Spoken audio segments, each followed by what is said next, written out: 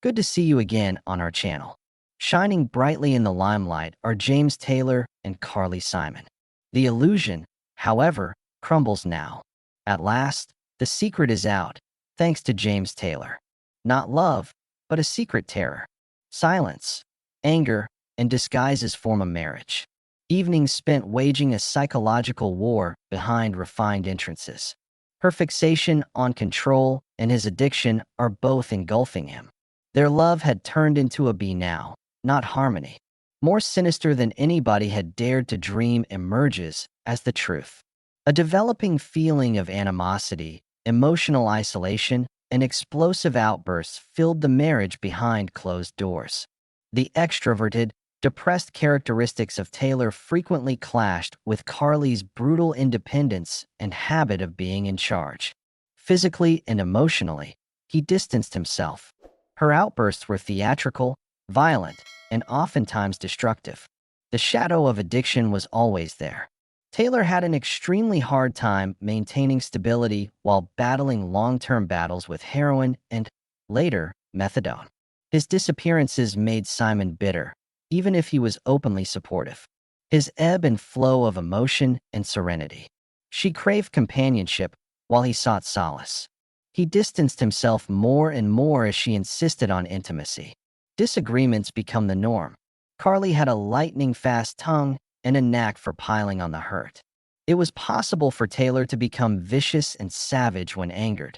There were moments when the emotional wounds caused by their arguments were too deep for music to heal. Even though they were portrayed by the media as a carefree soft rock couple, their closest associates were aware of the continual friction between them. Their friends said they had to constantly tread carefully at home. Either they were head over heels for each other, or they were utterly bereft of each other.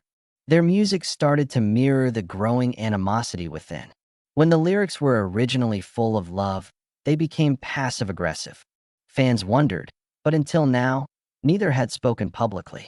What many suspected was validated by Taylor's recent contemplations.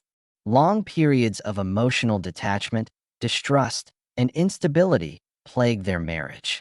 And then, as if it weren't dramatic enough, Eric Clapton walked in.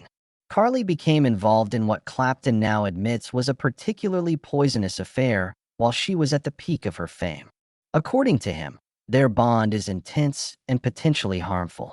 Carly, who struggles with her own self-doubt and is troubled by feelings of abandonment that stem from her background, has the potential to exhibit both explosive wrath and alluring charisma.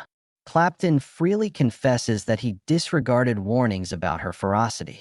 A passionate connection that descended into paranoia ensued. There is a lot of activity throughout the summer, but it appears to dry out in the winter, probably due to the drastic decline in the island's population. When he failed to give Carly the undivided attention she had asked for, she allegedly became angry. There were tremendous highs and terrible lows throughout their brief but intense relationship. The psychological wounds it inflicted lingered longer than he had anticipated, he has recently said. However, Taylor and Clapton were not the originators of Carly's emotional instability. Long ago, in the opulent but spectral Simon family mansion, it sprang into being. Imagine a privileged childhood for a tiny girl, the daughter of Simon & Schuster co-founder Richard L. Simon. Books, music, and genius abound in the home, along with icy rivalry and hidden truths. Carly felt inadequate because her successful siblings pushed her to the background, and because her father's praise was always elusive. Her mother, Andrea, exhibited social dominance and elegance, but was emotionally distant at times. Carly stood out as the outcast, the eccentric, and the overly sensitive kid in a family known for its stoicism. She carried these childhood scars into adulthood, which impacted her relationships and made her distrustful of others even more. She had a complicated dynamic with her siblings. It was difficult to be around her famous sister Lucy, who is also a singer. Things warmed up when she was with her brother, the photographer Peter Simon. Carly, on the other hand, frequently experienced feelings of emotional alienation. Despite their flawless outward appearance, the Simon family was actually very dysfunctional. Yours truly, Vain and Nobody Does It Better were smash successes for Carly. But her private life was a complete disaster as she rose to stardom in the music business. She was already very anxious before her fame came. Her paranoia grew as she began to believe that others were betraying her or discussing her affairs with others. Those close to her say she may act erratically. Her charisma and allure were palpable for a brief moment. Afterwards, she became distant or even angry. Producers and she had a falling out. Artists and fans alike. A sudden fear of public speaking caused her to avoid performing for months at one time. A breakdown, according to some. A diva outburst, according to some whispers. In subsequent interviews, Carly discussed her battles with bipolar disorder and depression. But at the time, everyone was focusing on the volatility and ignored the underlying agony. Some in the industry spoke behind her back about how unpredictable, controlling, and tough she was, even though she became an icon for many women's empowerment. It was common for collaborations to fail. Carly sobbed hysterically in the parking lot after a disastrous studio session with a famous producer. She slammed the door and refused to return.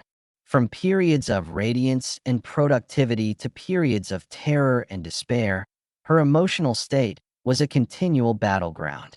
Notoriety spread about Carly's panic attacks. She would isolate herself in dressing rooms before big concerts, shaking and sobbing. Those helping her said she paced aimlessly for hours before finally getting up on stage.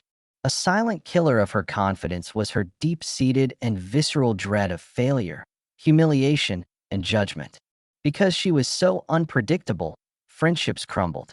Midway through her tour, one longtime confidant and backing vocalist quit, stating that Carly had unjustifiably accused her of betrayal.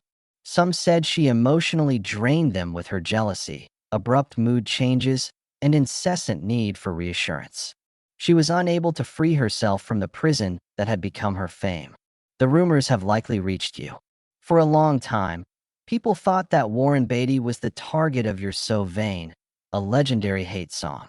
The complete story of Carly's affairs with Beatty and Mick Jagger is starting to come to light, and it's not a beautiful picture, thanks to new revelations and Clapton ending his silence.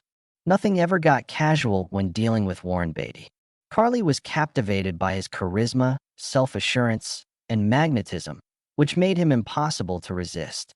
However, the infamous womanizer Beatty emotionally distanced herself from her. Their connection was obvious, but so did the dysfunction. Beatty couldn't give Carly the attention and exclusivity she supposedly sought. Backstage or at private events, they would get into heated disagreements after spending elegant evenings together. Her story goes like this. One night, she allegedly caught him openly flirting with another actress and rushed out of their hotel suite while crying and barefoot. There was a profound sense of shame. After the affair, she confessed to her closest friends that she felt exploited and disposable. With ease, Beatty went on. Not Arlie. Several years. She channeled the heartache she had in that relationship into her subsequent love relationships and music. Mick Jagger followed. There was a lot of sexual tension in their connection, and it was electrifying and wild. By singing background on You're So Vain, Jagger further muddied the waters between buddy, collaborator, and more. He drew Carly in quickly with his confidence and charisma. However, their dynamic got somewhat unstable very fast. Carly needed Jagger's loyalty and depth, but he was too unpredictable and flirty. They allegedly got into a yelling match in a London studio at one point because of his disrespectful behavior during a recording session. According to Carly, he treated her like a novelty act, to which Jagger responded by making fun of her dramatic tantrums. Under the pressure of shattered egos and reciprocated contempt, their creative collaboration crumbled, and any romantic interest swiftly died out. Beatty and Jagger were able to leave Carly unscathed professionally. Carly, in contrast, had to deal with broken hearts, resentment, and a public perception of herself as a wounded diva. Every hurt, betrayal, slight, and unhealed wound she had ever experienced was channeled into her songs. Despite the success of her music, Her personal life was still in shambles due to unresolved trauma. Carly Simon, one of the early 2000s, stands alone on a little stage. The throng has subsided. Dimmed illumination. Things have evolved. Likewise, she has. Everything from controversies to conflicts to broken relationships. Nobody was able to break her. Though not entirely, they did leave a mark. Even though her voice isn't as powerful as it once was, her words still mean more. It quivers, yet it slices more deeply. The pain, the will to live, and the wounds are all audible. Carly started penning her works more for her own mental health and less for the charts. Her songs were like letters she wrote to herself. They were filled with feelings of sorrow, forgiveness, and the lingering echoes of those who had hurt her. She was never really gone. She regained command of her storyline, published memoirs, and went back to previously covered ground. Instead of trying to hide her difficulties with mental health, she made them a part of her story. Audalyn Simon, a figure of chaotic genius, the lady who was before shrouded in secrecy in recording studios and tabloids, is now a symbol of strength and resilience. Today, Carly's image is becoming more apparent as James Taylor and Clapton eventually speak out. She is more than a complicated woman.